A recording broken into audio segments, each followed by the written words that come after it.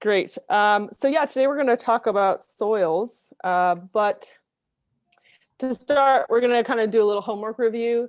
A lot of you guys sent me yours. You didn't have to, but I appreciate it. It's kind of nice to see what you guys came up with. Unfortunately, there was a little mix-up.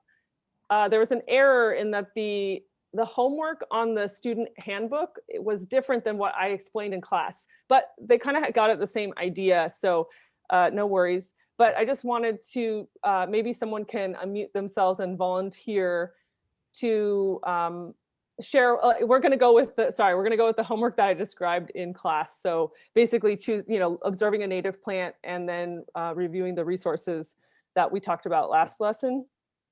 So does somebody want to kind of just unmute themselves and kind of share and basically, tell us what plant you chose and then kind of what sources you looked at and, what you kind of, what conclusions you came to and how they differed. If anyone wants to share, please just, chime in.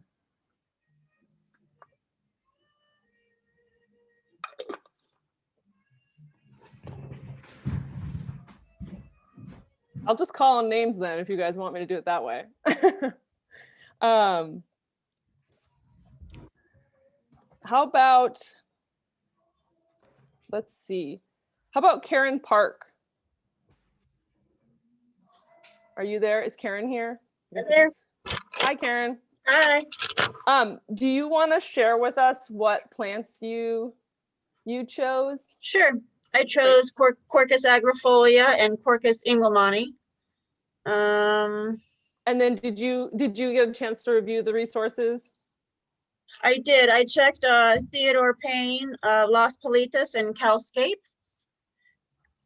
They were all varied, both in size, shape, and sometimes even in watering habits.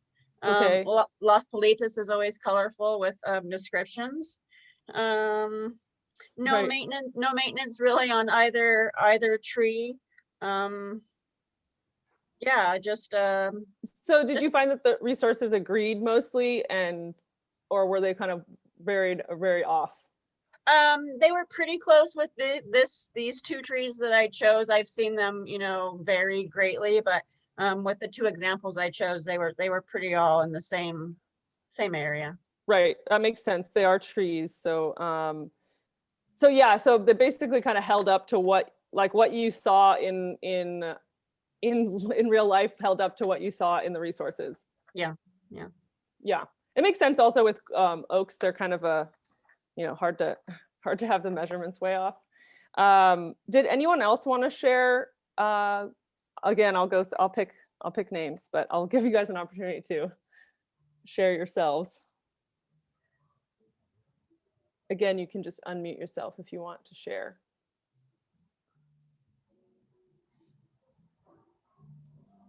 Anyone? Well, I sent you one about Yankee Point, Ceanothus. Oh, yes. I wouldn't mind sharing. Go for it. Do you want to tell us? Well, you which resources did you what's it called? Consult? I can't remember. I'd have to look at my thing, but I did Theodore Payne, I did Cal Flora, I think I did Calscape, I did Las Politas, and they were all roughly about the same, but the one that I ran into through work had just taken over. It'd become this 6-foot high mound, and these people had, it had been planted to be this sort of low, gentle edging, and the whole thing had to be ripped out and removed. And I was really surprised to see how big it had gotten. Right. I saw you sent me that photo. Was the dry, because you had a photo of kind of a dry, kind of thicket looking. Was that the Ceanothus? Yeah, well, I think it had died and then kind of regrown on top of itself, and then just kept going for years. And I didn't know if maintenance wise, if you can tear out all the dead stuff and make it go flat again, or if at that point you should just start from scratch, or what the deal was. But right, so the Ceanothus does well with some pruning.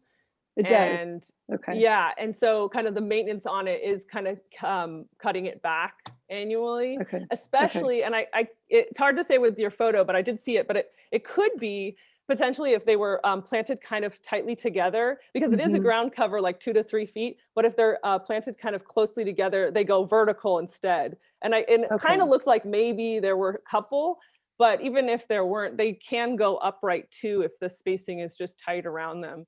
And they can get to that height. So, but yeah, they do well with the kind of annual maintenance to keep it back, especially if you want it to stay kind of a low growing ground cover, because it Okay. almost became like a hedge, right? I mean, at least in the Yeah. photo. Yeah. Yeah, no, totally. Yeah, that was a great example. I mean, I should have put it in the slides and then everybody could see. But essentially, it was like this dry hedge with all the kind of under story of the kind of dead part of the ceanothus. So yeah, I guess like for you in your case, the source, at least it sounds like, what you were expecting for size, it didn't agree with what you saw, even though that is a possibility with ceanothus. Well, and we specify it all the time. It's just sort of an easy, no maintenance ground cover. And now I'm like, I have to rethink like every time I use it if I know there's not going to be good maintenance on it. So Right. Yeah. Maintenance and then the spacing, because it is a real spreader. So mhm. if I would just not put anyone around it, you know what I mean? And that's something that's Okay. hard to do, especially because Yeah. just putting one ceanothus, with a kind of 6 to 8 foot radius around it is just not the best look on the initial set of the garden. It's kind of like The it's a hard clients sell. they won't take it. I mean, Yeah. they're like, I'm so disappointed with this, and Right. I don't know what to do. So Yeah, so it might be something where you can put a filler, like a shorter lived filler, like even like an Encelia californica. They kind of have they can have a shorter lifespan. They fill out a little bit faster. So you That's could plant interesting. something in there and kind of do Yeah. like a sort of a succession planting style. Yeah. That's a possibility. But yeah, Yeah. ceanothus is interesting in that way. I'm glad you shared, and I'm also glad that you had that as an example. Let's see. What about? Does anyone else want to share? Let's do one more. Again, you can unmute yourself, or I'll grab it at I can random. share. Okay. Hi. Yeah. So I have two plants that I chose, and actually have grown both of them myself. And the big thing that I actually found out about the Calstegia macrostegia, the island morning glory, is that on Calscape, it's actually pretty accurate in terms of the width. But Theodore Payne, actually, it's a little bit of an understatement. Like it's actually grown to about 30 feet wide. Oh, cool. Yeah, it's pretty healthy, pretty vigorous. So what did the Theodore Payne one say in relation, and what did the other one that you reviewed say in terms of the size? Just as So I have it as a climber, by the way, too. It's not on the ground or anything. But the Theodore Payne is 10 to 15, and then Calscape is 20 to 30. So yeah, that's a big difference. Yeah. And then the other one I looked up, because I've also grown this too, and in clients' yards too, is the Butylon pomeroy. Mm-hmm. Yeah, that one also can get massive. But I actually look at San Marcos growers quite a bit, and they have it as 4 to 5, and I've seen it as 4 to 5 in other places too, but I had it get like 8 by 8. So Wow. yeah. Is it how old is that one? And is it is it getting a lot of water? No, not a lot of water at all. It's in a dry, full direct sun, reflective heat area. Nice. Yeah. And it was like 4 years old, something like that. So Okay. Yeah. Yeah, I've never seen one that big, but I do know desert species, because it's a desert native. They can kind of really boom out with some irrigation, and also potentially in like a little bit nicer of a climate, a little more forgiving of a climate. yeah. So yeah, I've seen that with quite a few desert species. Specifically, I'm thinking of that desert mallow. I think it's like apricot mallow. I've seen them get enormous, and none of the like resources that I had checked had ever seen, like, they got 6 to 8 or something like that, and we had one that was really large. So that is, I think, the biggest difference. I mean, the biggest deal to me is like, even the large, they tell you to kind of go with the largest size when you're planting a garden, And even those largest sizes, sometimes they do exceed them. And that with a Butylon, that's a great example of just like, you know, you could have planned for something that's more of like a small or medium-sized shrub, and that's really more of a focal piece, you know, when it's getting to this like 10-foot, 8-foot, you know. Yeah. It's Yeah. pretty large, Is it in terms of like flowering and all the other things and maintenance on that guide, did you come up with anything or did you notice anything besides the size? You know, it responded really well to pruning actually, and it almost got into like a tree form, which was kind of funny. After a Oh. while, I actually ended up cutting it back entirely, but it flowered most of the year. I mean, it's a total showstopper, of course. So it's a Yeah. great plant, but yeah. Yeah, for sure. That's a great one. People love that one. It's like very showy for a desert native, I think. I mean, maybe I should take that back, but either way, that's how I feel about it. Thank you for sharing. Yeah, thank you. And yeah, thank you guys for sending your homework, those of you who send it along via email. Today we're going to talk about soils and yeah, basically talking about why understanding your soil is really important to move this. Yeah, sorry. Why understanding your soil is so important for just successful maintenance, and then identifying soil texture and how it relates to infiltration. And then we're going to identify some like soil-based problems that we tend to see with native plants. And then, yeah, talking about kind of soil management with mostly with how that pertains to mulch and amendments. So to start, there's really just kind of, soil is composed of 4 things. It's minerals from broken down rock. It's this organic matter, which is just anything living in or dead that is in the soil. So that could be anything from like leaf litter to worms to microorganisms to old pieces of dead wood. That's all soil organic matter. And then there's water and air. Managing for all 4 of these is really important for the whole healthy landscape, but it's sorry, hold on a second. Oh yeah. So one of the main things here, this little general kind of pie chart is just kind of a generic thing, but you can kind of think of the right side as like the pore space. Like if I had a handful of soil, the mineral matter in the organic soil material, sorry, the organic matter is like the solid material in it, and then the water and air is all that is just all the space in between that fills up that space. So oops. So yeah, soil, it kind of provides 3 basic functions and for plant growth, and those would be kind of anchoring the plant. So just, you know, creating like a medium for the plant roots to grow in. And then there's also, it's like a home for microbial and fungal activity. It's just like where all of that stuff happens. And then lastly, it kind of facilitates moisture and nutrient movement. And this class is going to really kind of talk about that last part. And really, it's just about how soils capture water and then they store it. And they use that water to move nutrients throughout their body.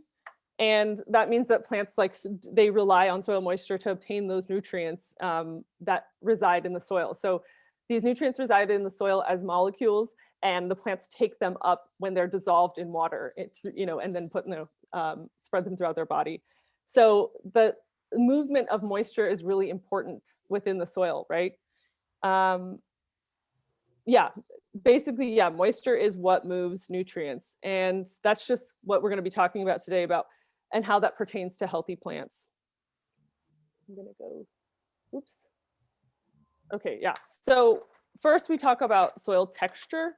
And soil texture is I should remind you guys too, in your student handbook, you have a lot of like graphics and little flow charts and things for today that will be, some of them will be in the slides and some of them are not in the slides, but they're super helpful. And so if there's anything that's really helpful, it's probably in your handbook. So feel free to use those throughout the lecture if you want to take notes on top of those. So yeah, there's the soil texture. Soil texture is basically like the different proportions of mineral matter. And it's a way to classify your soil based off of the different proportions of sand, silt, and clay in your soil. And we start with sand, which is, we're going to go from like largest to smallest.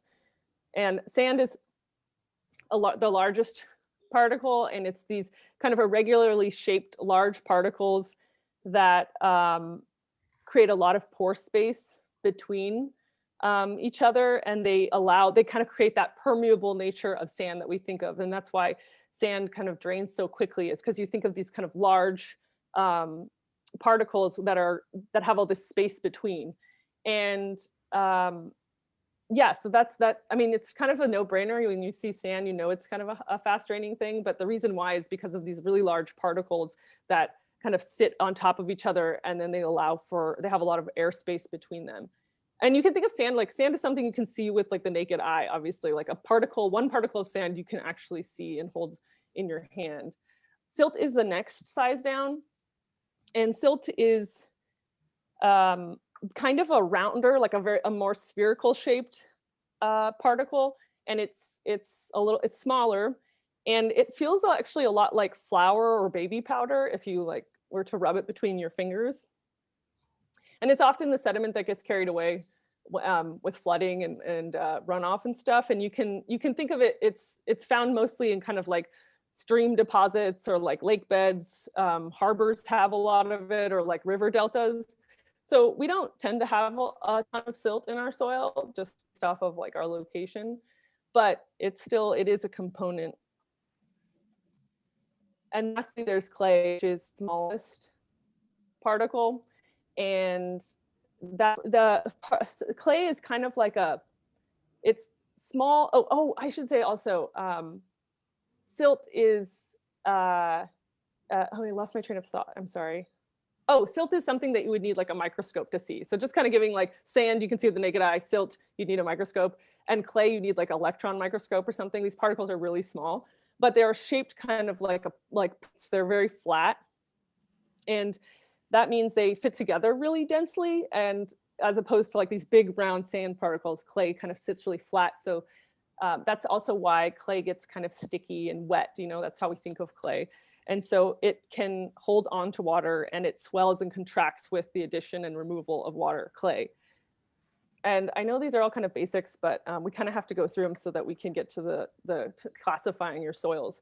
So this is just a good little graphic that kind of indicates the proportions of sizes for these in relation to each other of these particles. So you can see sand is like the large yellow dot. And so compared to silt, which is the little blue dot, it's much larger. And then compared to clay, it's even larger. So just to give you guys an idea, this is not a good image in terms of like their shapes, because sand is not a perfect sphere and clay is definitely not. It's more of a rectangular flat thing. But it's just to give you that idea. And it's important to know that the particle size and their shapes determine how the soil behaves. Oh yeah, so this is the soil texture triangle. So when people kind of want to know what kind of soil do I have, there's this way of classifying it. There's actually, it's one of these many classifications, but there's lots of ways to test for this. Anything from like something really technical to just kind of a DIY at home thing. And the idea is, well, I'll explain the triangle at the very end, I think, but loam is considered this like really suitable, great thing mostly for agriculture, but this kind of also high nitrogen situations like a vegetable garden or some ornamental gardenings. And that's when people want that like loam soil. And you hear that, and the idea is because it, can hold on to quite a bit of nutrients and water and also kind of shed them very easily. It's this like Goldilocks space. However, native plants are not restricted to loam soils because they are adapted to lots of different types of soil in California. So we don't need loam soil for native plants, also because they are adapted to these very low nutrient soils and low moisture holding soils. So yeah, and I think here, the triangle, I think you can kind of see it here. It's sort of self-explanatory, but maybe not. but the numbers on the sides of the triangle kind of follow, they're oriented with the line that you follow. So for example, if you had something that was like 30% clay, 60% sand, and 10% silt, if you had a soil like that, you would go on the left-hand side where there's clay and take that 30 and follow it along, horizontally to, and then you go down here on the sand and there's 60 and you kind of follow diagonally leftward, left away, and you match it here up to that 30% clay. This is just an example, guys. And then you can see it meets up with the 10% there and you end up at sandy clay loam. So that's a way to identify your soil, your soil texture. And actually there's these really helpful, I don't know if you guys can see in my my video here, but this is like an example of a settling test. And the camera, like you guys can't really see it because of the reflection. But essentially this is just like a DIY example of you take a jar of soil, add some dish soap and water, shake it up really vigorously, and then they settle out by size, the different particle sizes. So the sand settles out first, then the silt, and then the clay. And you can literally just measure it so that you could exactly get like a proportion. And you just measure it out with like a ruler, right? So anyway, that's kind of the texture triangle. I think another important thing here to notice is clay is like a very dominant characteristic in soil. So you like a 50% clay soil is like a 90% clay soil. That's just a clay soil. You can see there that clay kind of takes up a big part of the triangle. Whereas like a 50% sand and a 90% sand could be very different situations. So that's just something to kind of keep in mind, that clay kind of is this very dominant characteristic.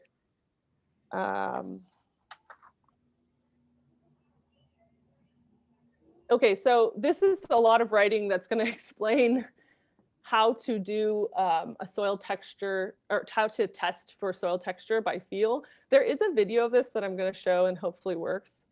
So hope it's a little bit better to like see it rather than me explain it. But that being said, I'll go through it anyway verbally. And also in addition, there's your student handbook has really helpful little graphic that has a couple hands on it that go like this. And those that talks about this ribbon test. And then also there's a flow chart that comes with that. And that flow chart helps you figure out what kind of soil texture you have via the ribbon test. So initially you kind of place, you get a handful of soil, you get it wet, you break it all up, so that you don't have any lumps. And you add enough water to where it's kind of like stiff cookie dough. And then you squeeze the soil.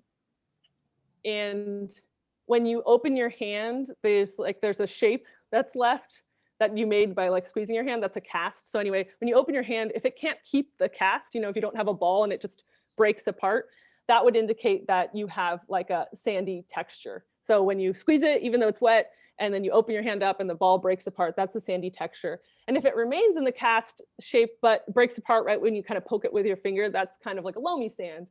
And then if it deforms, just like your finger just deforms it, it could be a sandy loam unless it forms a ribbon. And that's the ribbon part is when you try to squeeze, and this is indicated in the graphic again, and will be in the video, but everybody learns differently. So the ribbon is like from that little cast, you start squeezing and pushing through your fingers a short ribbon. And essentially, if the ribbon breaks off when it's less than an inch, that is just a loam. That would just be a loam. And if it gets to be between 1 and 2 inches long, it indicates like a clay loam. And then if you just get this really long ribbon, that would be a clay soil. And if you really want to do that on your own, I really suggest doing it with the flow chart. The flow chart's really helpful for kind of, doing it step by step. Let's see, I think the video is next.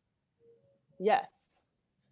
Okay, so she's going to explain the ribbon test and also a percolation test, which you guys, we're going to talk about in a few slides, the percolation test too. So I'm going to press play and hopefully this works and you guys hear it. If you guys can't hear it, just give me like an X or something, or I guess I'll stop it. Okay.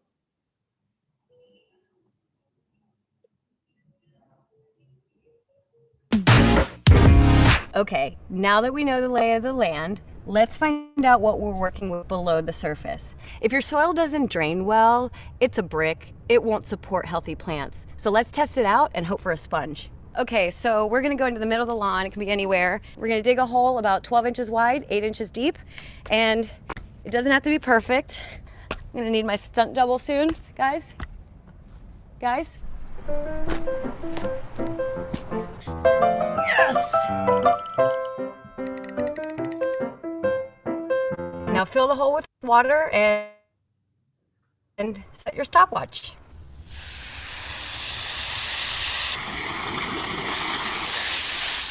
If it drains in less than 30 minutes, congrats, you have a delicious spongy soil.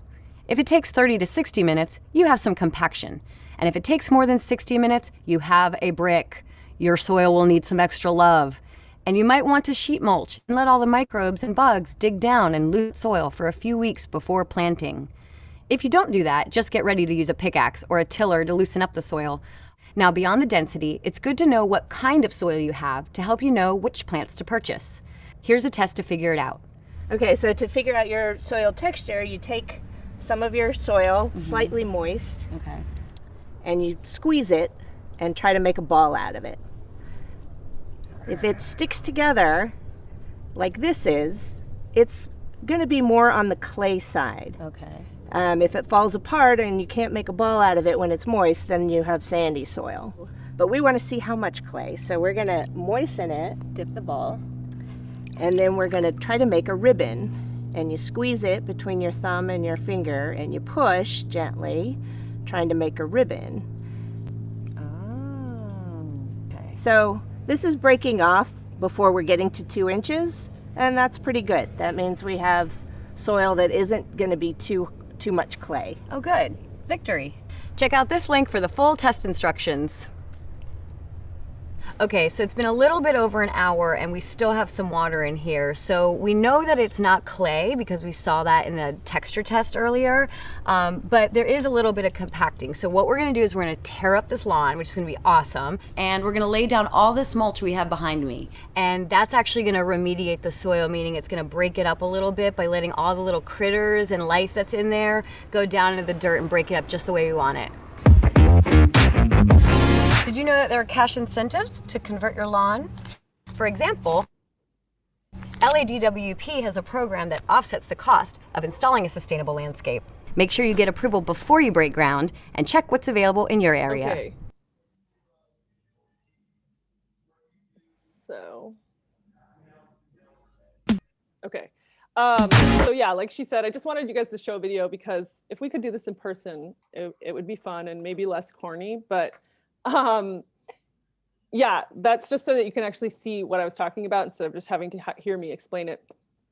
But that being said, so infiltration is the rate at which water can move through the soil, and it's up, and we're trying to kind of talk about how it's related to soil texture. So infiltration is related to soil texture.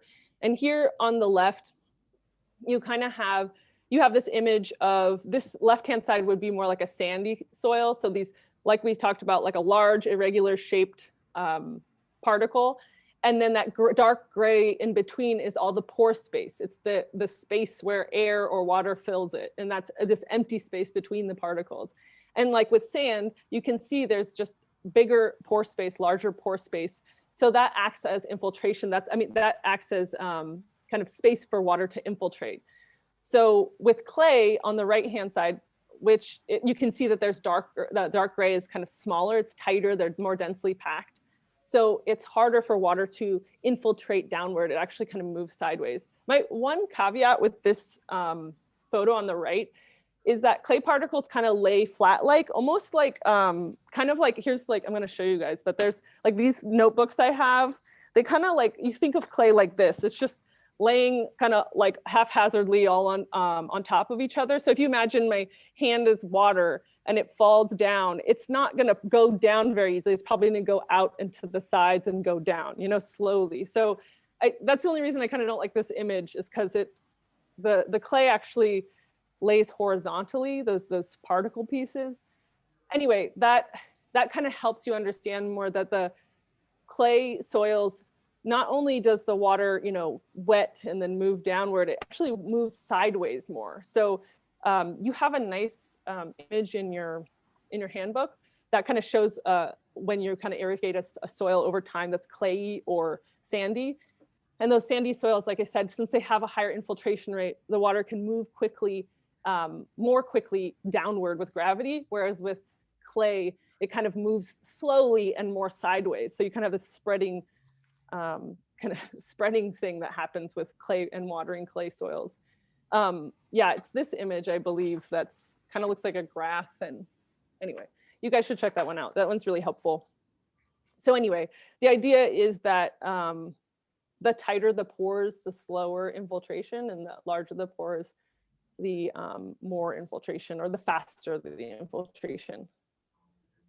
So measuring infiltration with the percolation test, we saw the woman in the video basically show you basically dig a straight hole that's 12 by 12. I think she said 12 by 8, but it's essentially just something that's like a pot-sized thing. It's not really specific.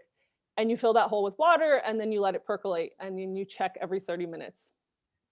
Oh yeah, I highlighted planting areas because it's really important that you do your infiltration test or your perk test in an area you're planting. Like, you don't want to do it in the middle of this like super compacted area that you don't have any plans to put a tree or whatever plant in.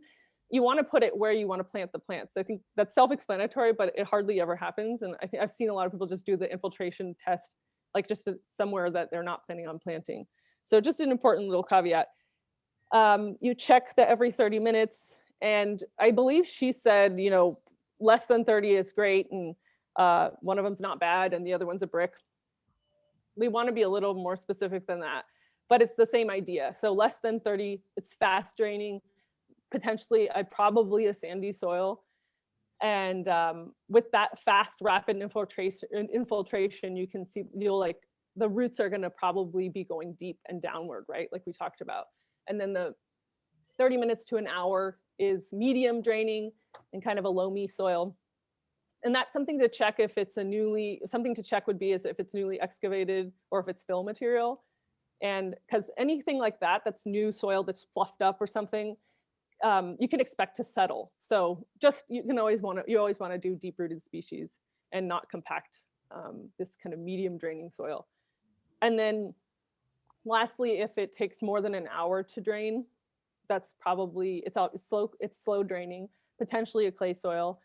And the idea is you just want to make sure that you're not routing any surface drainage to that area, right? Because it's not a very quickly draining soil. So just make sure that you're not keeping it saturated a lot, that area. Oh yeah, and then just make sure you guys understand. I mean, it's pretty easy, but just make sure you understand how to do a perk test because it's on your homework this week. So let's see, I'm just gonna check my time. Oh, great.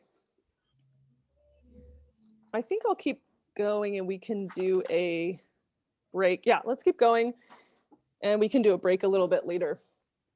So sandy soils, sorry, we just want to make this really clear that soil texture impacts infiltration. And it's important to kind of harp on about this because poor infiltration is one of the big reasons that native plants die in the landscape, and the other one is overwatering. So, and they're obviously related, right? So if you have, it's a lot easier to overwater in a situation that is the slow infiltrating soil. So it's just really important to know these things so that you can plan accordingly. And here's like 3 kind of different soil situations that kind of show like here on the left is a sandy soil. And we talked about this again with the pore space being large, that means there's just more space, open air space. So that's why it infiltrates. And the clay soil, you can see on the pie chart that the air side is larger than the water side. And then with the clay soil, because they fit together so tightly and the pore space is so densely packed, the water actually, and clay holds on to water, water takes up more portion of that soil than air. And that means that there's not a lot of air space for water to infiltrate in. So that's why it makes it kind of a slower draining soil. And then lastly, there's compacted soil, which is literally kind of, there's more solid material than there is pore space because it's been compressed or the soil structure has been destroyed to such an extent that you have so much kind of mineral matter or kind of soil, the different particles, and they're just so densely packed that you literally don't have very much air between those particles. So it makes for low infiltration, right? Because they can't get through those airspace, the airspace that does exist. And so compacted soils kind of act hydrophobic because it almost seems like they're repelling water because there's just no space for the water to fit through and infiltrate down. And I mentioned soil structure and it being destroyed. And soil structure is just refers to kind of like soil aggregates of different shapes and sizes of those kind of mineral components. So like different kind of aggregates, soil aggregates that, so when people talk about that crumb structure of soil and all those different size pieces of soil, it's referring to the structure. If they're all like, you know, just flour or something, it's a poor soil structure. So anyway, there is a caution to notice or to know, which is like, you really don't want to cultivate your soil or work your soil when it's wet, especially clays, because you destroy the soil structure, which I was talking about, and you could potentially compact the clay particles and thus decrease infiltration. So you really don't want to work your soil when it's wet. Sandy soils are a little bit more robust in terms of that because it's harder to kind of destroy their soil structure. But either way, it's just kind of a little thing that you should probably know and not do. Let's see, we have water holding capacity. Let me see where I'm at. Make sure okay. So there's water holding capacity, and that just describes the amount of water that the soil can hold. It's kind of like the same concept, I know, but it should be pretty self-explanatory or pretty obvious, but clay soils have a higher water holding capacity. That means it can hold more water, and sandy soils have a lower water holding capacity. And this just comes into play when we get into irrigation, because people use this term field capacity, or which is another way of saying water holding capacity. So anyway, and it's just kind of important to know that water only has a certain capacity to hold water. It can't just endlessly hold water. And so that's important to know when you have like an unusual rain event or when you're applying irrigation and maybe potentially overwatering. Just realizing like there's only a certain amount that this type of soil can hold, and then it's just becoming waterlogged and you're creating kind of swampy conditions, which usually leads to plant death. Nutrient holding capacity, kind of similar concept, but it's referring to the nutrients in the soil and how much nutrients each soil particle can hold onto and how much your soil holds onto. It's related to the water holding capacity and whatnot. And also, though clay particles are small, and though they're small, they have a large surface area because of this kind of like rectangular shape they have. So that surface area is all places where nutrients can grab onto. So clays tend to have this higher nutrient holding capacity, and then sands don't really. They don't, it's for the same reason. They just don't have a lot of surface area, and there's this big air pockets and whatnot. They don't hold on to water very well. So that being said, it's just important to, again, we've talked about it, but like kind of avoid amending the soil with these products that increase fertility because of things like this. Like if you have a clay soil that holds on to a lot of nutrients and you put some synthetic fertilizer on it, they just want to be really careful because clay soils really hold on to it. And native plants are adapted, as we've talked about, to not have too much, adapted to low fertility situations. And yeah, and really truly like amendments tend to increase growth in the beginning, but then they kind of shorten the lifespan of the plant. Though I think in the first class, Carol Bornstein talked about fertilizers making sense potentially in containers. But right now we're talking about soil, and containers I think of as more you're putting in like a potting mix or something that's like a soil medium, you know, it's not necessarily like a soil. Okay, so lastly, just the summary of kind of these soil qualities. This is just to like really beat the dead horse. But yeah, essentially this is kind of a little chart that explains everything we've kind of talked about, which is the sandy soils have this high or this fast infiltration rate, again, because of their larger pore space.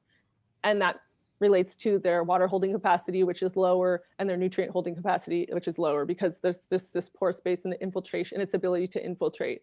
And then same thing, so their aeration would be considered good. And then on the opposite side of the spectrum is clay, right? So infiltration rate is slow because of the smaller airspace, which means it holds on to water and nutrients and has a capacity to hold on to those. That's higher. And then they have a just moderate to poor aeration, because you can have a clay soil with good soil structure. And then you can have ones that are compacted, which would have kind of a poor aeration. So let's do a break. Let me see, where am I at? Let's do a break, and then I can answer any questions that might have come up at the same time. We're at 5:42. We can do a 10-minute break. We'll come back at 5:52. And let me see, I guess I can, is there any questions that you guys want to shout out, or I can, I guess, pull up this chat, the chat box. Yeah, but if anyone has, I mean, take your guys' break, but if anyone wants to shout out questions. I have I'm a here. question, and maybe you answered this, but how far down should you be checking soil overall? You mean for the soil planting? test? Like Yeah, when you just do, for the soil test, you know, is it the first? yeah, 2 you want to feet? go at least 6 inches down. So yeah, that's a 6 great, inches. Okay. yeah, that's a great question. You can take the bottom of your, when you do your perk test, you can take the bottom of that hole, or at least 6 inches. But yeah, you don't want to take that first kind of scratching on the top. And you Okay. want to make sure you remove any rocks or obvious organic material like big sticks and things like that. Any other questions?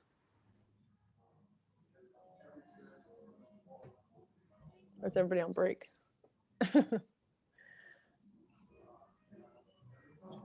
Claire, you said don't work the soil while it's wet. Yeah. You mean like don't plant while things Oh, like so like let's say because soil's usually easier to dig when it's wet, so it's better to plant when it's dry. well, ideally, like wet is referring to kind of like when it's really wet after a lot of rain, you know what I mean? And if you're digging when it's this like muddy kind of situation, that is when you're most likely to damage your soil. And, you know, a little bit of moisture is always good. You really know, you don't want to be like pickaxing to plant something necessarily. And a little bit of moisture is great for digging in. You're not going to ruin your soil structure. When I say wet, I mean like wet, like you pick up the soil and like squeeze it and it's like maybe dripping down your hands, you know, so really wet as opposed to like moist or something like that. So yeah, you don't want to work your soil or dig in it when it's wet. Yeah, you want to kind of like, I always try to get ahead of the rain or something. If you want to plant something like when it's, you know, again, like kind of a moist is fine and you're not going to ruin your soil structure. But if you're like taking a shovel and you're just like pulling, you know, when you like stick a shovel in the ground when it's wet and it just comes out like a big brick, it's just a wet brick. That is not a good time to work your soil. Or like some people, yeah, exactly. Got it. I see here, it says, isn't the volume for the soil test with a jar 1 cup-ish of soil? Oh, you're talking about these kind of tests, the soil settling test, I assume. And yeah, there's lots of different kind of things. I usually do like a third, fill the jar up like a third way with soil. This is the soil here. And then this is just like the dirty water. And this is like the soapy foam. So yeah, I usually do it kind of a third of the way full with soil. And then, you know, like a teaspoon, not even a teaspoon. I think I just do like a couple pumps and then fill it, you know, not to the top, you know, leave 1.5 inches or something of water. And that's when you can shake it really, really vigorously. And also with these, there tends to be I wish you guys could see it, but I guess I have my little markers here. I put this tape here, and the bottom of the tape is where the sand kind of ends, and then up here is a, it's actually not, the tape is, I did a terrible job, guys. Anyway, you really, the way you notice it though is the texture change, like looks different, and you'll see this kind of line where the texture goes from like sandy-ish, and then silt like typically is just like almost non-existent. I mean, if you can even measure it, and then you see the clay on top. It tends to be just kind of clay and sand that you see. This one actually, I think that I did is, I wrote it down. I think it was like 53%, 43% sand, and I don't know where I left it. Anyway, let's see, any more questions? Does testing percolation rate depend on if the soil is dry or not? Like if there was a recent rain, I would assume water would percolate faster. Yeah, it's interesting. There's a lot of different, what's it called? Like you can look online for different perk rates, and depending on how specific you want to get, especially like for when you install gray water or something, you would do a very specific perk test, which is like you actually fill the hole up and let it drain out, and then do the perk test so that the soil surrounding it is full. But in this case, we're not doing that. You guys are just trying to get an idea of like, how does soil infiltrate here? Not when it's fully maxed out and fully saturated, or not when it's super dry. But in this case, really, with this situation, you just want to fill it up and see what happens, because technically, usually when it's really dry, it absorbs it pretty quickly, actually. I know what you mean, though. I guess if it were really dry and compacted and was like a brick, or like something that was dry for like the last 6 years, maybe it wouldn't infiltrate that easily.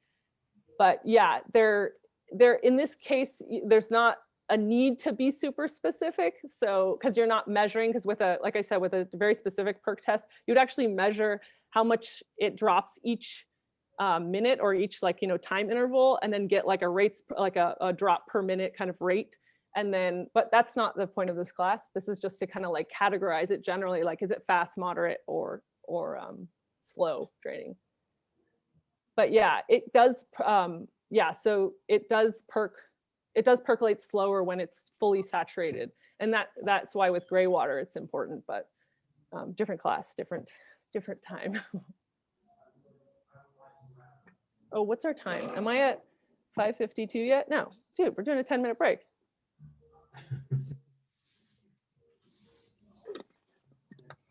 Claire, can I ask a question about digging, doing the drain test? Yeah. So since I'm a permaculture gardener, most times we don't, we prefer not to dig big holes when planting. Right. We do like no dig. I do a lot of no dig gardenings because I was told, and actually, have witnessed that it destroys like a lot of the subterranean structures, organic matter and structures that you want to keep in place. So if you're going to be planting there and you want to be doing this drain test, would it be better to not do that like right in the spot that you're going to plant, or would you do it like somewhere nearby, or would that? Yeah. So yeah, the idea is it's just like 12 by 12 hole, or like even just like a 1 gallon pot. So it shouldn't be affecting all the microbiology in your soil if you just dig a hole for something that size. And ideally, you would just want to be in the vicinity, right? Like kind of in the area. It doesn't have to be the hole that you are going to plant the plant in. And this is also something that I would potentially do beforehand, maybe before planting day, so that you can get idea of like what kind of infiltration you have, so that you can plan the plants accordingly. Right. So you could be like, oh, this is really slow. I think I'm not going to put a cactus like I thought I was going to. So this would be something I think I would do, way before you get to planting day. And it does give you an idea of just like what's the kind of just baseline, because ideally, like you said, if you're doing no dig or you're trying to improve the soil health and soil biology below, that it would actually improve its capacity at some point, like its ability to pull in water and kind of become a sponge. That is kind of like the long-term goal with permaculture stuff, right?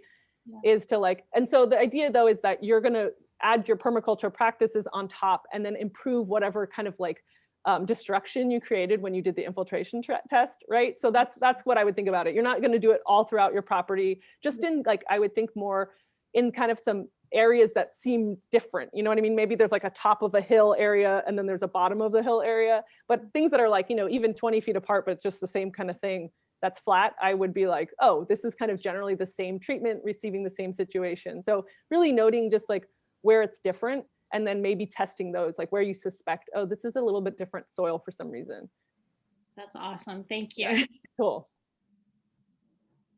Yeah, good question.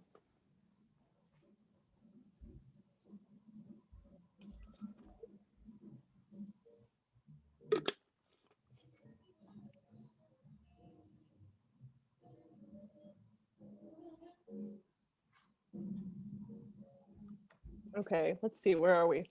Oh, almost 5:52. I'll wait.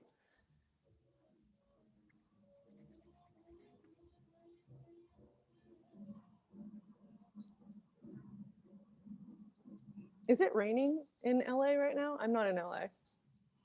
Not yet. We're supposed to get rain tomorrow. I'm Got it. hoping, but today was pretty high. I don't see any signs. Oh, wow. Yesterday was a little more cloudy. So I was hoping, I was like, oh, it's coming, it's coming. But then today it was like super clear, not a cloud in the sky. Right. That's always how it works, right? You get Yeah. all excited about it. You're like, yes, the rain gods are going to help us. And I'm then- ready. I'm set things out. I'm sowed seeds. I'm like, come on. Yeah, we just got some rain, so I was excited for everyone, but I'll hold my excitement. Okay, so let's just get started. We're gonna keep going with soils. I love talking about soils. And soil infiltration. Oh, sorry. We're gonna talk a little bit about, we're gonna talk about the kind of issues, like kind of soil-based problems that you might have, mostly regarding infiltration.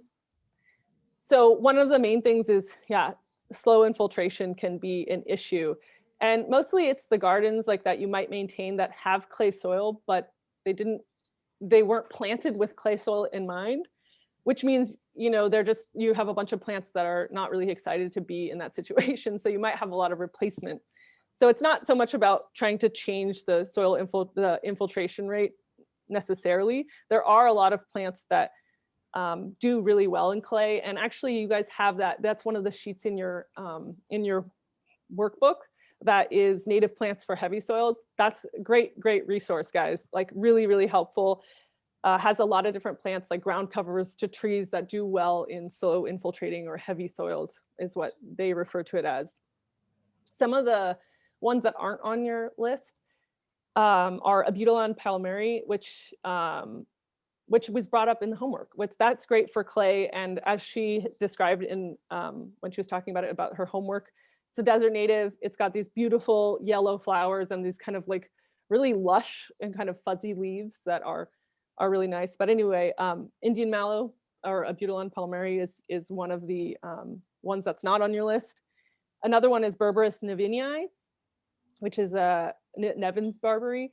That one's great, kind of a sun-loving barberry that is good, kind of tall barrier plant with these really prickly kind of gray foliage thing with red berries. So there's that. There's Carex spissa, which is a San Diego sedge, and it's kind of like a cattail, does well in heavy soils. Also Erigeron glaucus, which we talked about in our plant ID class, that little kind of daisy one that also can handle clay soils. We've got Hesperocyperus forbaceae, which is Tecate cypress. If you're looking for like a cypress that can handle clay, that's a really good option. Also Iris Douglasiana. That was on I think the poll that we did last week, but that's also definitely in your flashcards. And also there's some sages that are recommended on that list, but then in addition to those are like Salvia apiana, the white sage. That's really important to know because that's one a lot of people love having in their garden, but that one can handle clay. And same with Salvia spathaceae, which is the hummingbird sage we talked about last week also. That one does well in heavy soils. And I think lastly I have on my list is Woodwardia fimbriata, which is like a great giant, I think it's like great giant fern great chain fern And it just is this huge fern that looks like something out of like dinosaur times, or like, and it's just really enormous fern type thing. It can handle clays. It grows naturally and kind of seeps in springs. So like shade and water, but also can handle clay soils. So anyway, slow infiltration could be your problem, but that doesn't mean you have to sacrifice having native plants there. Obviously, we have tons of options for those slowly infiltrating soils. Okay, another issue could be a soil-based issue, could be pathogenic activity. And soil pathogens are just microorganisms that cause plant disease when their spore cell kind of invades the plant via the soil, by way of the soil. And the most familiar of these soil pathogens are root rots or vascular wilts that kind of affect this below ground tissue. And they can be anything from like seed decay, damping off from your seedlings, or root and crown rots. If you see that, that's all kind of below ground pathogens that are doing that. And one of the most common ones, I think, like an example would be like Phytophthora, which is a pathogen, a fungal pathogen that it spreads rapidly by producing these like small spores, swimming spores within the rooting zone, within any rooting zone that just remains saturated for like even 4 to 8 hours. So you're basically like creating the conditions for the Phytophthora to thrive. And they don't need a wound. There doesn't need to be like a wound on the root for it to enter, or on the stem or anything like that. They just create a bunch of spores and then can enter through the root. So the idea is you just really want to avoid these wet conditions, as opposed to like kill all the pathogens. And I think there's quite a few kind of metaphors for this, but it's a lot like your immune system. So like we have E. coli in our gut system, or in our bellies and bodies, but not until they overrun the existing balancing microorganisms in our gut biome do we notice, like, do we have a problem, right? So it's just about keeping a healthy system and healthy soil. And part of healthy soil is not like saturating it, especially with natives, because they just aren't as tolerant of kind of these wet conditions. Let's see, I think we have, oh yeah, and I mean, I think I kind of made this point, but it's important to create the conditions. It's important to like have a healthy soil.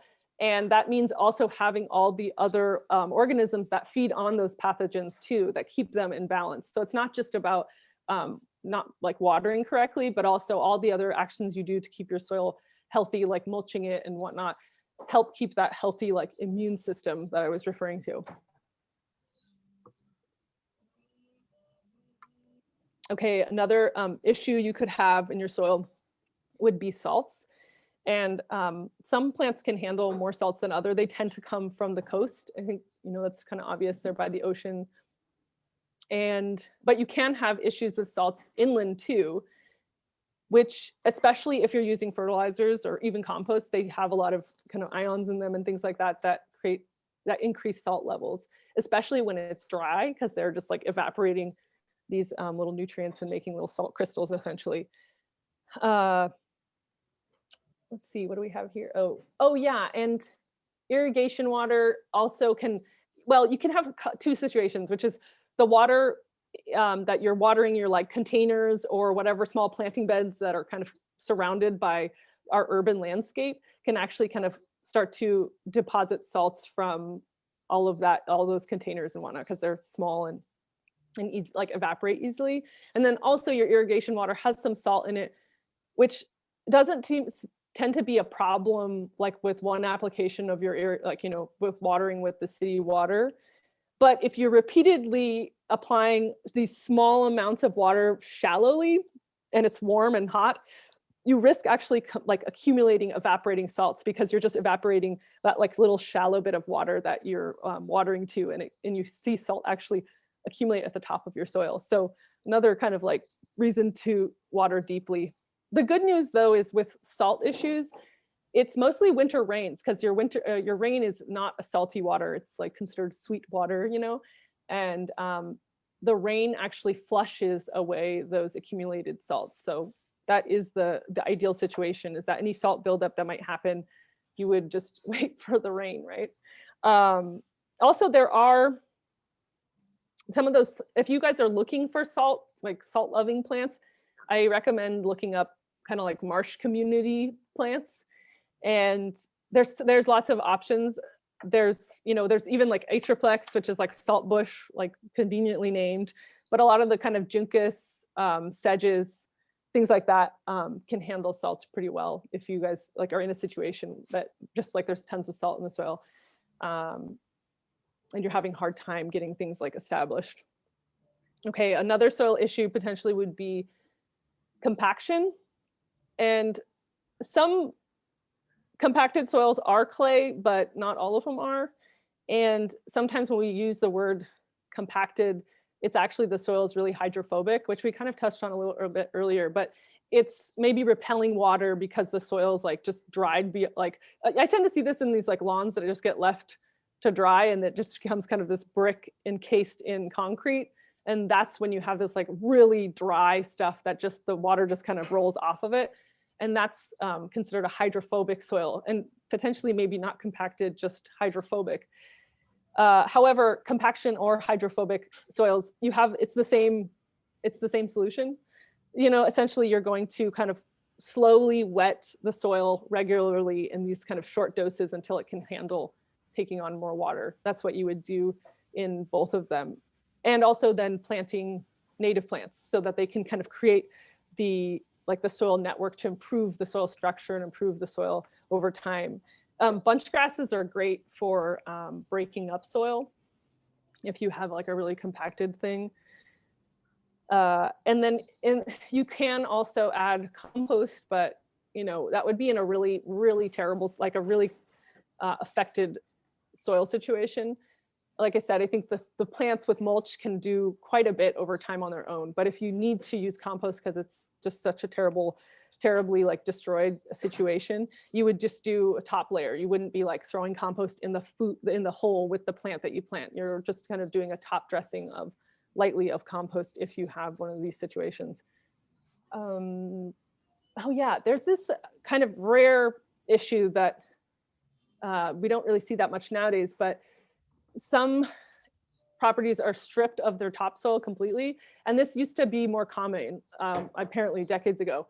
But it would be when housing developers would just kind of like scrape a site to build homes, and they would just kind of sprinkle the topsoil in front where I guess they wanted you to like put your lawn or whatever and be like, great, there's your garden.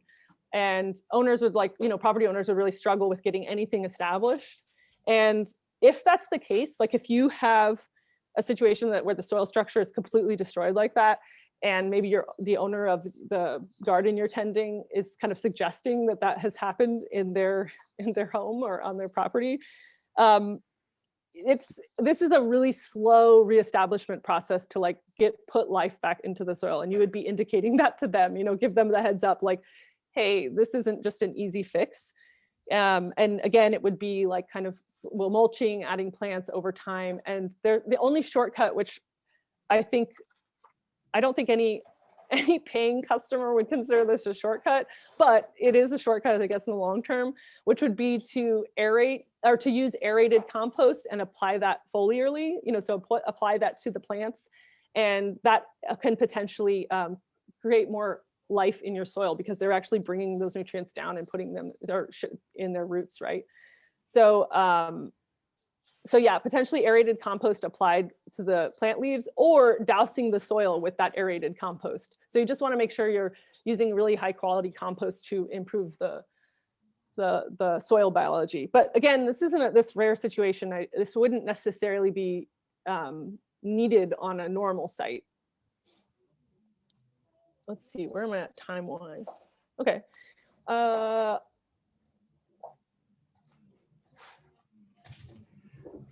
We're going to talk a bit about managing soils, mostly with mulch, because mulch is our friend. So yeah, mulch is just anything that you basically lay on top of the soil. And it's different from compost in that compost has already been decomposed and mulch has not started the decomposition process at all. And there are some notes in here in the following ones about LADWP and the rebate program, because they are one of our partners. So they have a lot of little notes to remind you about the rebate, the turf replacement rebate. So anyway, their organic mulch is kind of required for the LADWP rebate program, but we're going to talk about all the mulches because not everybody is applying for the rebate program. Let's see. So yeah, so mulch is kind of a top dressing. Why do we use mulch? We reduce, I mean, it's kind of obvious, but you're reducing water loss, you are suppressing weeds, and you're buffering against any kind of environmental conditions, like that are any extreme environmental conditions like heat or wind. It can kind of buffer against those. And obviously it also helps to kind of improve soil biology. So this kind of over time, it decomposes and adds nutrients to the soil, like kind of slow release style. And so it creates kind of like this healthy soil. And obviously we've talked about this, but healthy soils, healthy plants. And and then there's like the kind of more aesthetic reasons people use mulch, which is, you know, anything from like, you want to indicate that this is a pathway, or like divvy up garden areas, you know, like this is, you know, play zone and this isn't, or this is a planting zone, or just kind of giving it that like finished look appearance, you know, the finished appearance, so that, you know, it's just not bare dirt or something like that. So there's also the aesthetic reasons to use mulch.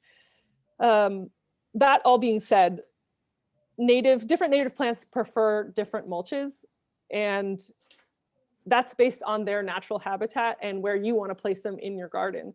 So not all plants are going to want the kind of shredded bark mulch. Like a cactus or something might not want like a bunch of shredded mulch around it, you know? So it's just important to pay attention to that. And like you guys saw with all the resources, that's something you can kind of figure out when you start to read about a plant type. You know, what kind of draining soils does it want? What kind of situation does it come from, to realize like what mulch would be better for it. And then, oh yeah, and then there's like just like a kind of a PSA about oak mulch leaf litter.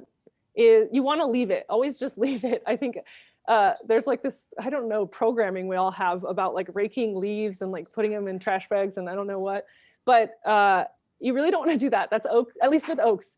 That is their healthy immune system. The oak leaf litter is what's best for them. It helps like improve their health. It's like keeps the water, like we talked about, conserves moisture, all this stuff. I just wanted to kind of put that PSA out there that like, don't collect all the oak leaf litter and then like carry it away. They really, really need it. Okay, types of mulch. There's kind of two categories of mulch, which is organic mulches and inorganic. And so organic are ones that are going to break down and like in our lifetime, whereas inorganic ones are non-living, not going to probably break down in our lifetime. And not probably, they aren't. They're non-living substances. Let's see. Oh, my thing's not working. Okay. I'm just going to go through kind of each of the different types quickly. You have kind of the most, I think most people when they think of mulch actually think of this kind of option, which is like either tree bark or the shredded wood material. That's what most people think of when they think of mulch. And it's kind of the most popular material for mulch in the landscape. And shredded barks are preferred over these like large wood chips or like large bark, because these big pieces take longer to break down. And when you have shredded pieces, you have all these different sizes. So they kind of slowly break down. And again, this kind of slow release way of releasing nutrients, as opposed to a bunch of big chunks. And the big chunks also are so large that they end up actually taking nutrients from the soil to break down. So they can kind of deplete nutrients from your soil temporarily, but they can. And then also there's like wood chips. I don't know if anyone's used kind of like chip drop or something like that, or using the tree trimmings, like a tree trimmer has like a big load and you just dump it on a site to create or to put mulch down. This kind of greener material from prunings and stuff like that it's higher nitrogen because it's still, it's more fresh, it's greener, and it will break down faster, but it's gonna be hotter. So like I tend to say like wait a little bit before you plant plants amongst it, or just be very sure that you're not letting you should always do this with all mulches, but even more so if it's like really hot, fresh, nitrogen rich trimmings, make sure to not put it right up against the stems or like trunks of any of the plants you're planting, because it's going to be really warm and potentially like warm and moist, and like you're almost like creating like a little compost situation there. Yeah, and LADWP, again, this is the one they prefer if you want to get the rebate program. Like, I think it has to be 3 inches and it has to be across the landscape that you are converting, or the lawn area that you're converting. Decomposed granite is an inorganic mulch because it's just rocks basically, or small little rocks. It's great for drought tolerant stuff and really great option for that kind of 0 to 5 foot area around your house, because it's a non-flammable mulch. That's for fire-wise kind of gardening. I don't think I have anything else on decomposed. Oh, like the LADWP may consider it a hardscape, which you're allowed to have a certain percentage of hardscape in the rebate program. We'll talk about the rebates, I think, in lesson 5. So there'll be like a representative from LADWP and everything where we can talk about the very specifics. But yeah, the rocks and gravel, similarly, rocks and gravel, not inorganic, not going to break down.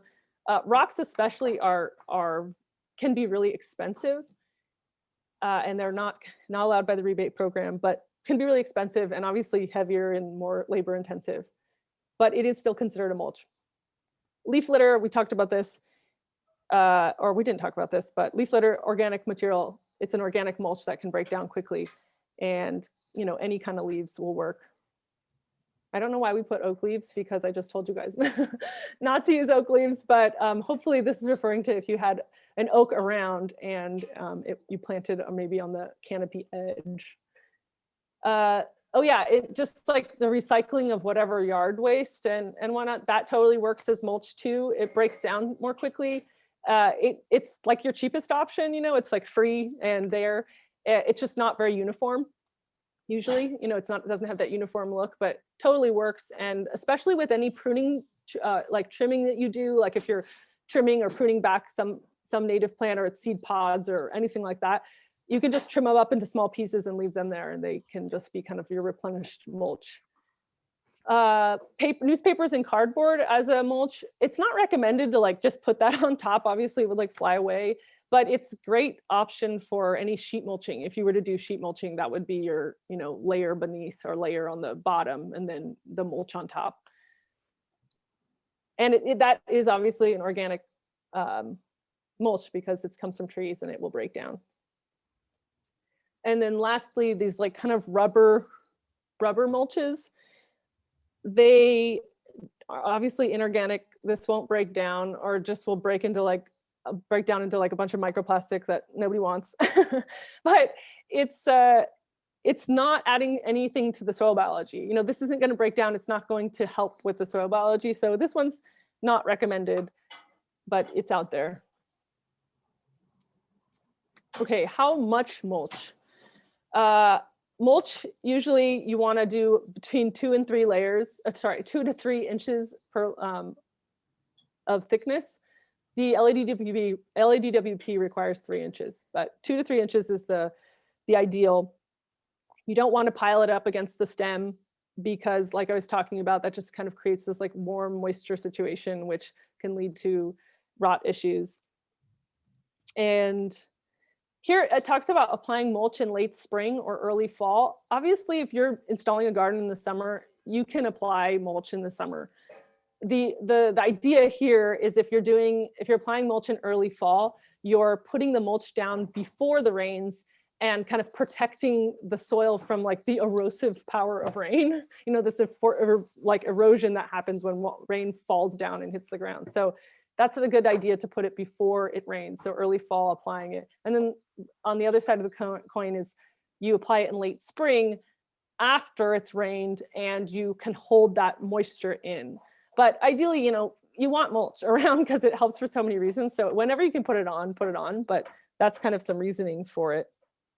And as the plants mature, they start to provide their own mulch, and you can be pruning them and just leaving that stuff in place, but they provide their own mulch by whatever fallen leaves or like leaf parts or plant litter. And that is the best kind of situation for them. Is just leave all those things in place, because that plant litter creates, it kind of promotes that natural cycling of nutrients. And this is beneficial for, for the soil biology. And it also provides habitat for like beneficial insects, birds, and whatever native species. So leaving that stuff in place is great. With like weed cloth or something like that, or plastic sheeting below the mulch, we don't want to encourage that, because it actually kills that beneficial biology in the soil. And it prevents what I was just saying, which it prevents that natural cycling of nutrients that they depend on. So you want to avoid that weed cloth, because it's just kind of like it's breaking up that natural cycling situation. Because really mulch, like organic mulch that we're talking about, I even use the example, but organic mulch, the stuff that breaks down, is the fertilization program basically for natives. It's doing that. The nitrogen is released slowly over time at that interface of the soil and the mulch. And it's just this slow release program. And that's the ideal situation for them. That's what these plants are adapted to. So again, kind of a reason to, native plants don't require high nitrogen. And I think that, that goes into the point, which is just healthy soils don't need additional fertility. And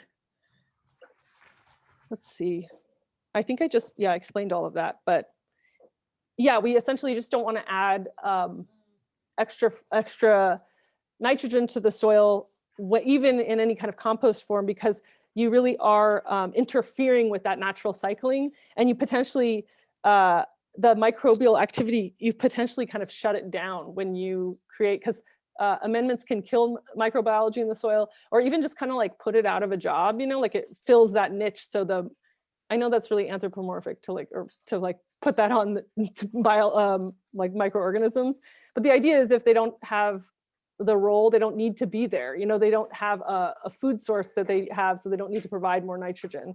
So it's like if you add nitrogen to the soil through amendments, you kind of are interfering, and the soil biology doesn't need to exist to maintain its health. So essentially, I think just letting the things kind of establish themselves and just balance the soil biology on its own is kind of the best option, as opposed to trying to interfere with extra amendments. And like the bigger picture here too is just like fertilizers and stuff, they do kind of pollute our water, and essentially most people over apply fertilizers or synthetic amendments, and when they overwater, that then kind of runs off into our gutters and essentially into our ocean. So really, and then that creates like algal blooms. Essentially, what we do on this small scale really does matter and have an impact later or further down the road. So that's just another reason to like really try to avoid fertilizers, because you don't need them, and also they aren't necessarily helping, but also it's like we can appeal to people's desire to like want to help the planet, right? And just do only what's necessary. Okay, this isn't really an issue, but it's something that comes up, which is it's tempting to want to like change your soil texture. If you have a clay soil and it's not very well draining, or it's slow draining, some people think like, oh, well, I could just add a bunch of sand. And that's tempting, but like worst case scenario, really dangerous. Best case scenario, just like crazy expensive and super labor intensive, because you just can't add enough sand to make a dent in that percentage. As much as you think like, oh, let's put a bunch of sand, it's just, you would have to mix it all in, and it would just be super labor intensive and also dangerous, because essentially, if you think about it, clay plus sand plus like some straw and water is like the recipe for making an adobe brick. So like you potentially just would create like a total mess. So you don't want to try to change your soil. And even this idea of like digging your soil and fluffing it up before you plant plants is so temporary, you know, so it does add air to the pore space. It does add air, but it's temporary. And once you water it and a little bit of time has passed, it's just going to go back to whatever it was.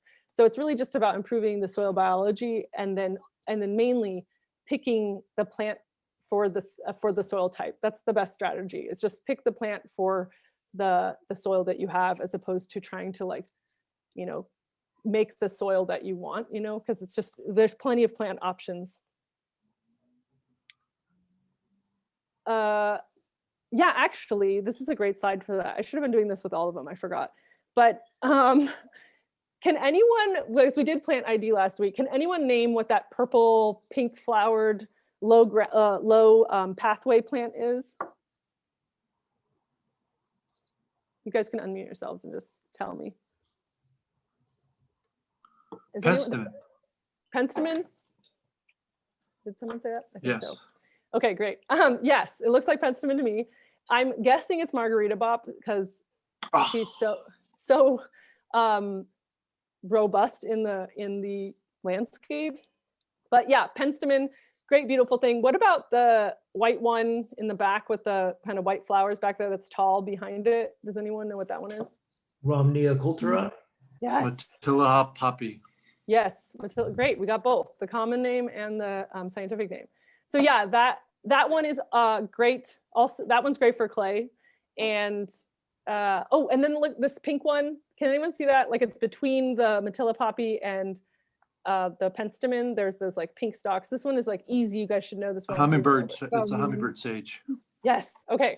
So yeah, all three of these can totally hang in clay soil. So this is a great example of, like, you don't have to sacrifice, you know, like your native garden aesthetics for, if you have kind of like the not ideal soil, which I don't know why we demonize clay soil, but anyway, that being said, we're going to talk quickly. I think we're pretty, yeah, we're going to talk quickly about just these extras, kind of extra things that you can charge for that are related to soil biology. So just kind of opportunities to do a little extra service, extending your services.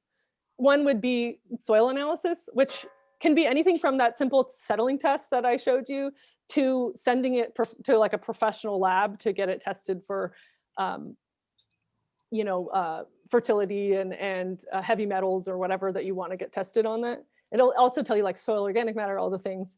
So you can do any of those things. You don't necessarily need this. I mean, it would be definitely somebody who would ask for this.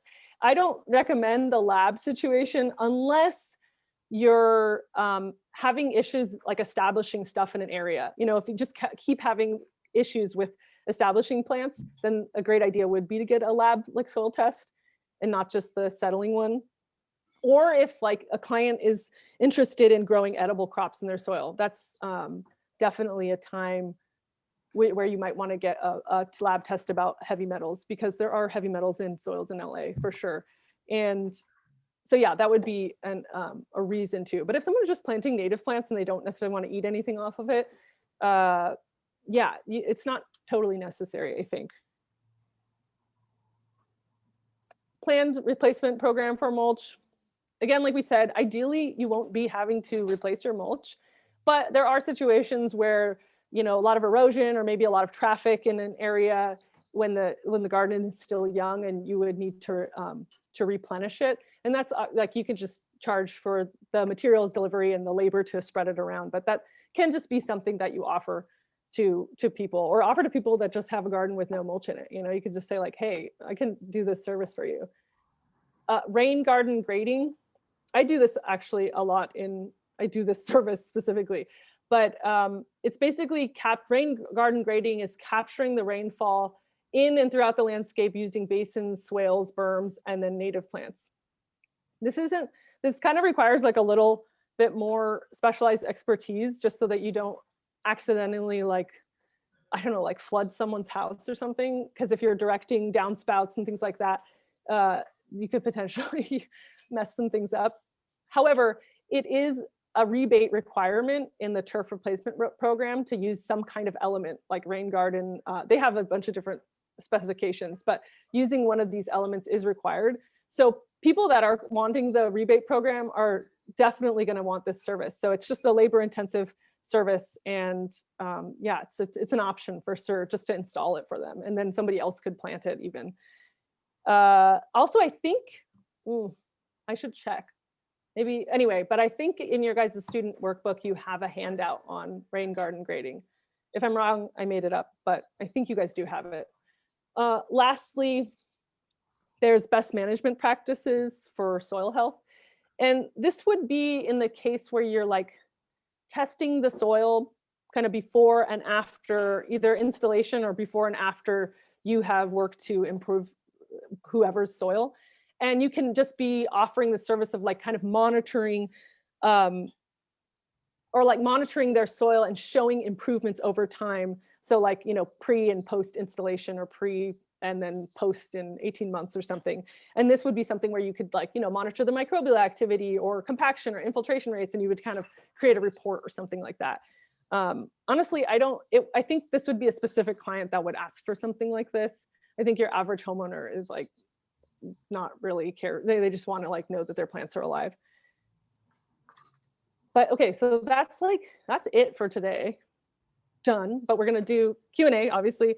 Just for homework is, I checked, and the homework on your student workbook is the same as this one that I put.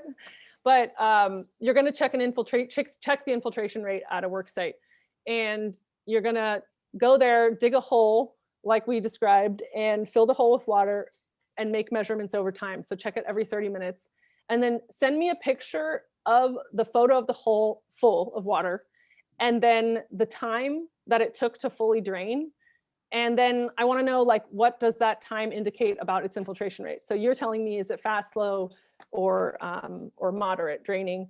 And as a bonus, you guys should totally, I mean, there's no bonus points, but there are bonus points, which is do the soil texture test with that, like, while you have a wet hole of soil at your hands, you should use that flow chart and do the soil texture test to kind of determine the soil texture, because having both of them is really helpful, especially if it's maybe not clay, like the example in the video, which was like, it wasn't clay, but it didn't drain well. So I say do the bonus and do the soil texture test with that flow chart that you guys have in your student workbook. But yeah, and then email me those things. So we're done, guys, but we can do 15 minutes of Q&A. Let's see, I'll check the chat, and anybody who wants to shout out to me. I guess I'll go up to the top here.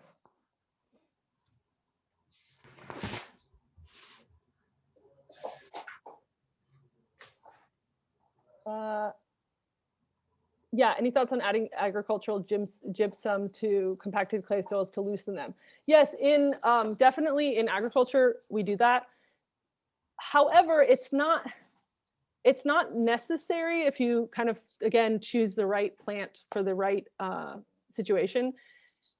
If it's like severely compacted, again, you could add it or add compost, like a light layer, but it would have to be a pretty extreme situation, you know, like pretty compacted and like destroyed soil structure. But gypsum is an option, just like compost is, for sure. Oh, it says, okay, I might have, if I skipped any of your guys' questions, just shout them out to me. Also, I'm just going to try to go down from here. Is there a hallmark to look for, like a cue that the topsoil has stripped and the topsoil was stripped in the past, like a lack of O horizon or something? Is that like an architect term? I'm sorry, I don't know what O horizon means. But the question, is there somebody answer that? Organic matter, organic horizon. Oh, okay. I mean, usually your cue is stuff's not establishing, you know, like, and it's just, that to me is the biggest cue. I guess everybody takes different cues, but yeah, usually it's, I mean, in some situations you can like kind of see this like bedrock situation where it's just, I mean, I think you just notice like what is going on here, But in a case where you're like newly arriving to a garden and they complain a lot about things just not establishing, and they're not establishing anywhere, you know, kind of uniformly, that would be a cue for me. Also, I believe you guys have seen Anne Marie. She's with CNPS. I believe she's been answering some things. Anne Marie, if you want to chime in on anything I'm saying, I love it, appreciate it. And if you have any extras tips on the cue thing, please feel free to share. I think it was just like you said, it's a lack of organics, and so nothing is going to establish very well. It's you have dead soils. But Right. often that was decades ago. Those Yeah. topsoils and good compost will fix most problems. Yeah. Is the free mulch from the city's chip drop program good for native plants? Yeah, Jade, again, it's usually tends to be, well, not very uniform. I've seen that, like you can get everything from like shredded palm fronds to like, you know, whatever. So it's not very uniform if your client wants that look.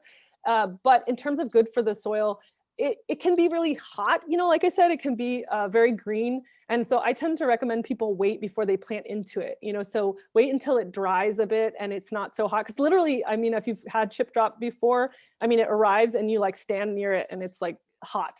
So you don't want to plant into that ideally. And also obviously like not in the summer, you know, you're just stressing the plants more. But it is good in that eventually it breaks down, and all organic matter is going to eventually break down into something good. I tend to not be a super picky kind of, like some people are like, well, eucalyptus is releases phytochemicals in the soil, blah, blah, blah. But it's usually so mixed up in chip drop that, you know, you have a good balance of a bunch of things. So I tend to not worry about that too much.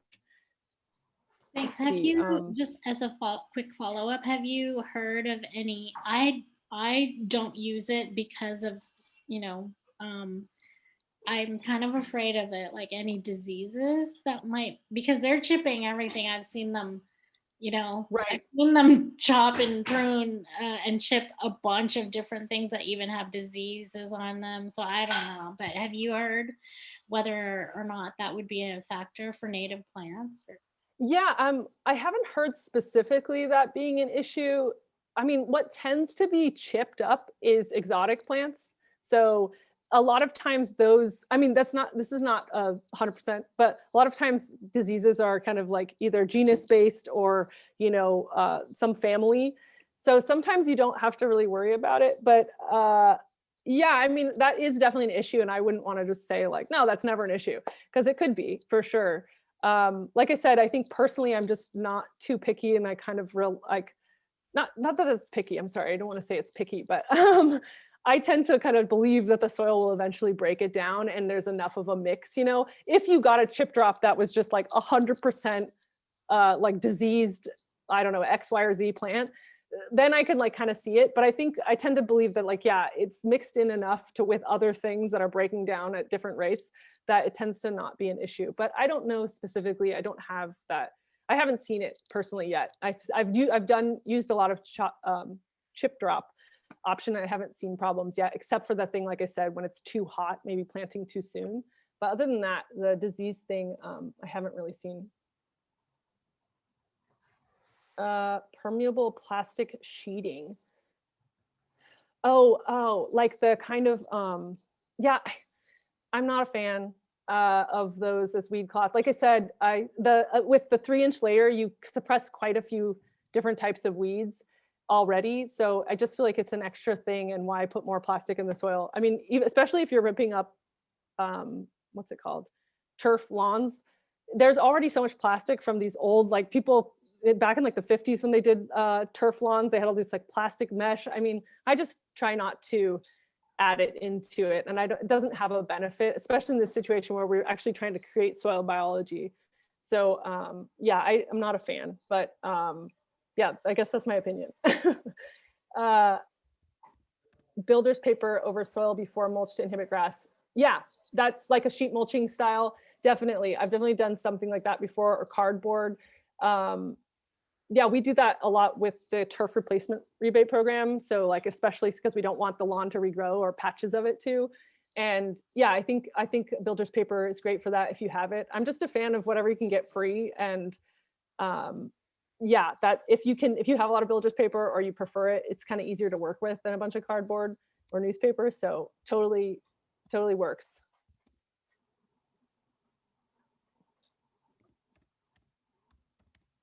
Let's see, any other questions? You guys can shout them out. I'm just trying to go through the chat, but it's stressful to do it.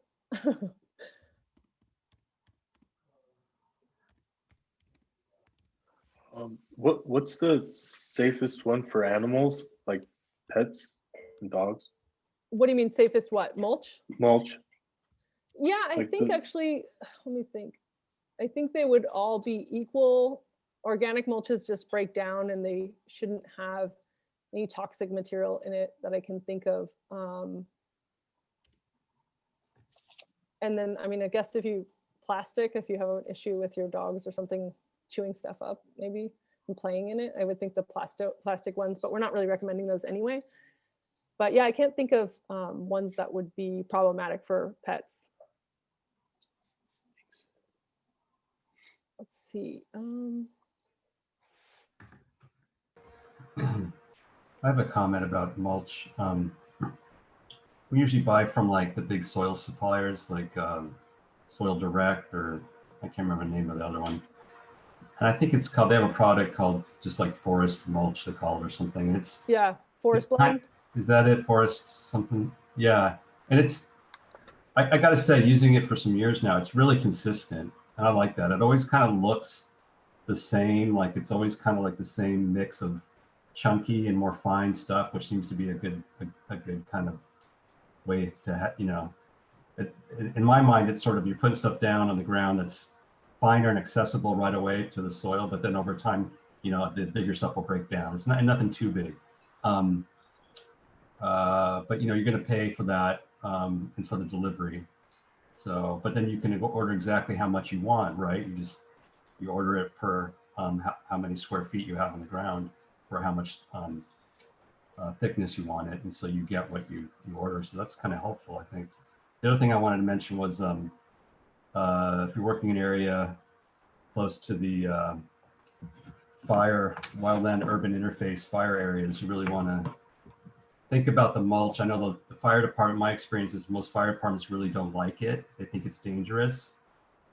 I kind of don't share that exact same opinion, and I've looked at there's studies where they've tested different types of mulch and how flammable they are and how the flames burn through them and all that. And the partially composted or composted wood chip mulch is that forest mulch that I mentioned from the soil suppliers.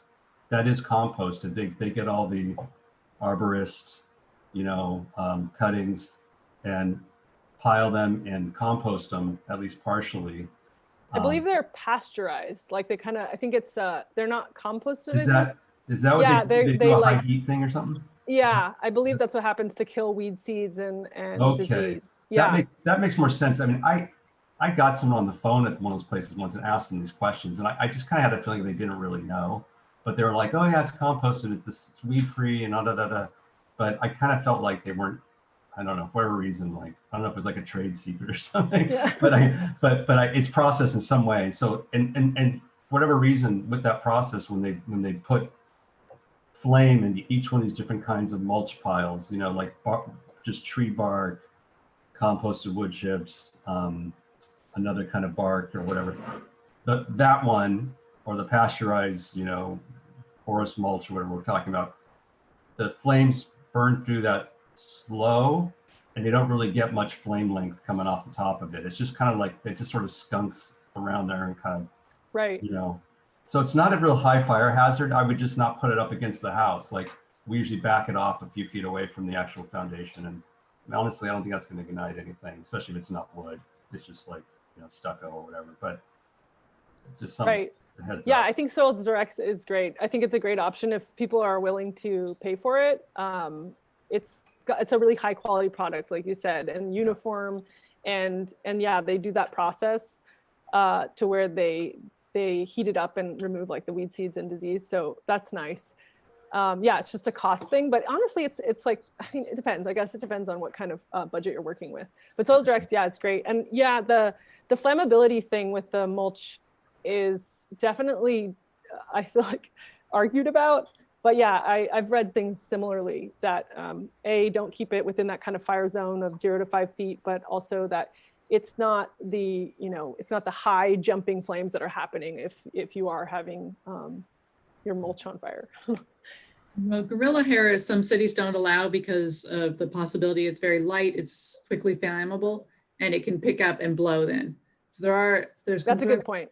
with the shredded gorilla hair type mulches for And fire. it's redwoods, right? And it's redwoods, which that's where I'm at. So, and redwood in itself doesn't burn all that well, but you shred it, it does pretty good. Right. I mean, it's like a perfect little like Right. kind of timber at that when it's shredded. So yeah, the gorilla hair, great point. Thank you for mentioning that. Claire, somebody asked about safety of mulches with respect to to pets, and I have read, I can't remember where, but something about the cocoa hulls that are quite beautiful and aromatic, and Right. because dogs are not supposed to have chocolate, that might be a problem. Oh. Not very common and it's pretty expensive, but I think it's just worth mentioning that that could be a concern. Yeah, I've never heard that before, but yeah, thank you for mentioning it. Let's see, I'm just going through some of these questions.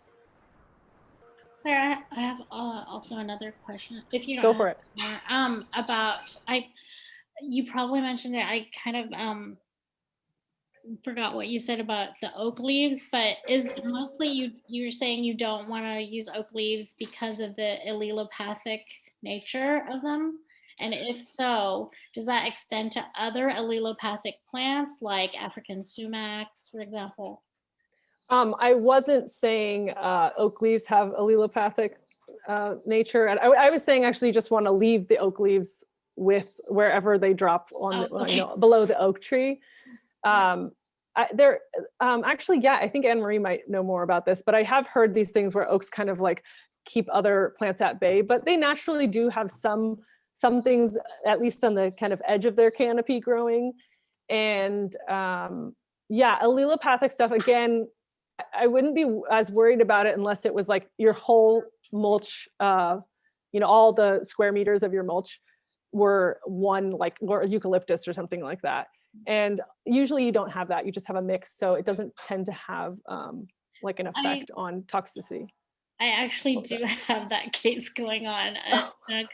I have in my own garden, I have 3 African sumacs that were planted before I moved in, and my yard is entirely African sumac leaves, and they drop leaves heavily. They're just all year round, and it's an allelopathic plant. So I was just wondering if you did have an area where you have a lot of, leaf droppings of from allelopathic trees, would that affect your native plants at all?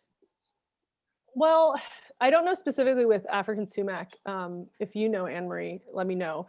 But I kind of think if you could mulch around it with kind of like a different mulch, like something from Soils Direct or something like that, so that the mulch that's actually touching the interface with the soil is not that the dropped leaves, and whatever falls on top would be like, some time later, if it, once it gets down and you've actually kind of improved your soil biology.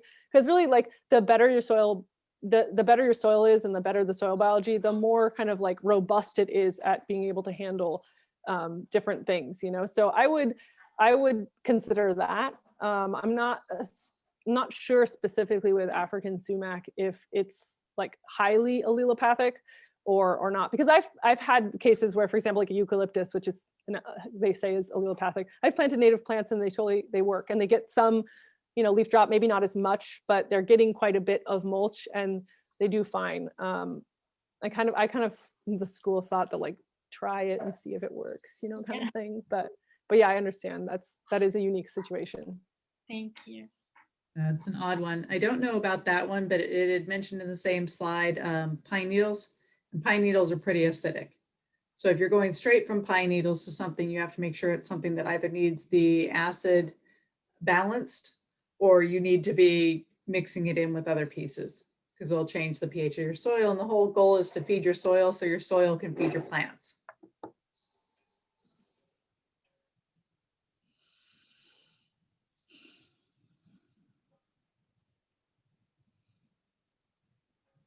Has anyone ever had what they thought might be allelopathic, inhibiting factors from a tree that wasn't from leaf drop, but maybe from the roots?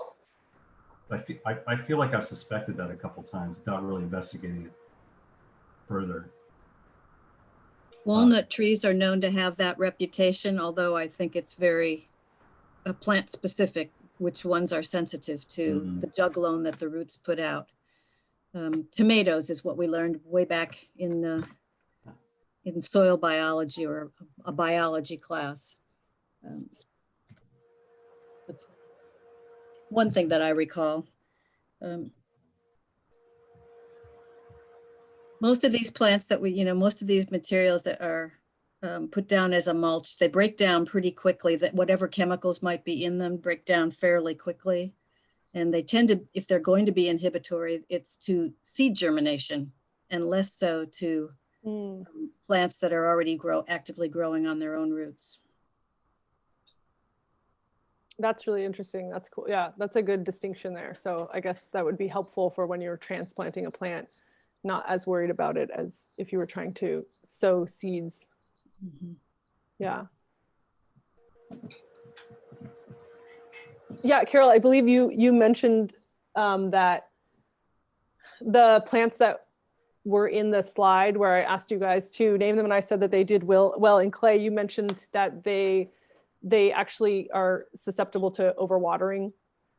Yeah. Rot with overwatering. They do tolerate clay. They're a great example of native plants that you just have to be careful if you are planting them in heavily clay dominated soil, to be judicious with your watering, especially in the dry summer months, because that could be a recipe for disaster. Right.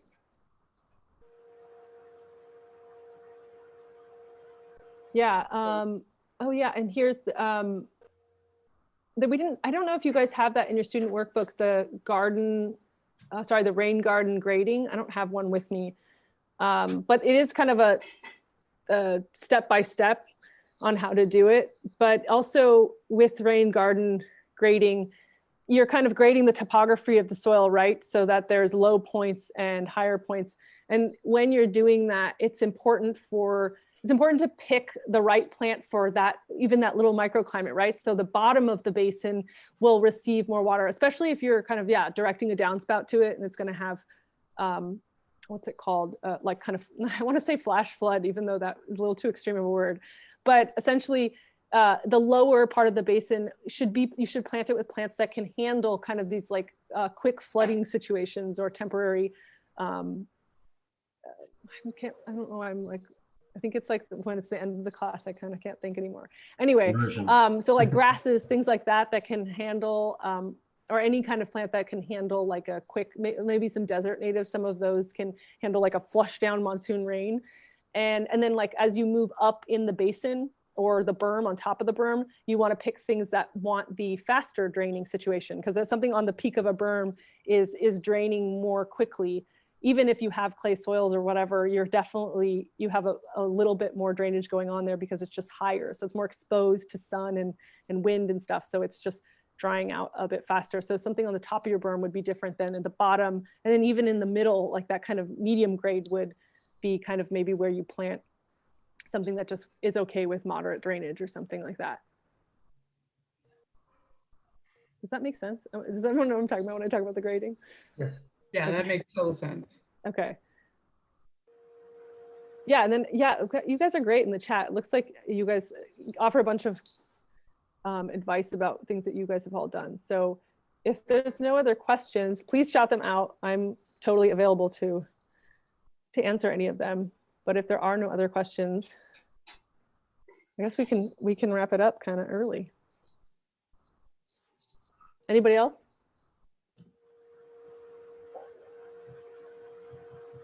Okay, well, you guys know the homework. Like I said, do the infiltration test, email me the picture and the time and what you thought about drainage. And like I said, bonus points, I would say do the soil texture test. And like extra bonus points, do the settling test. Anyway, yeah, I think that's it. We'll meet next week. We're going to talk about the part 1 of irrigation. We're going to have 2 classes on irrigation. So yeah, and then, oh yeah, and I think Carol Kotu, will you stay on so I can talk to you about your email? Yes. Okay. Okay, let me see. Yeah, anyway, so thank you guys, and we'll see you next week. Oh, and sign up for the everyone. other classes, right? Thanks, Claire. Yeah, bye guys. Thank you. Bye. Thank you.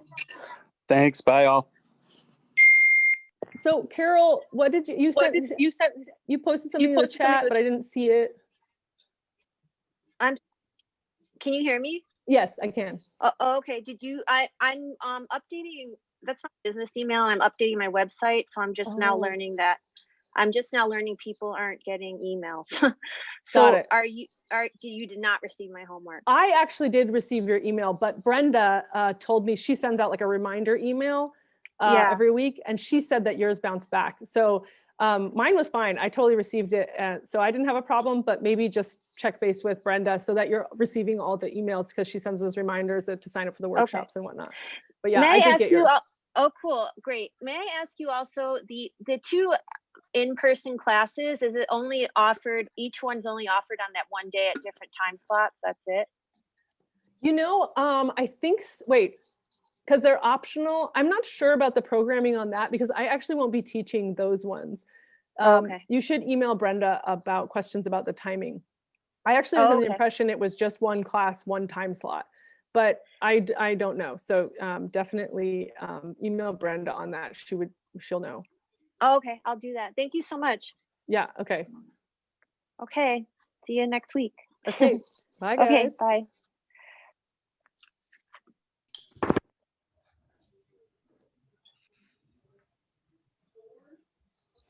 Okay, Ben, I guess I'm gonna sign off, and thanks for being co-pilot.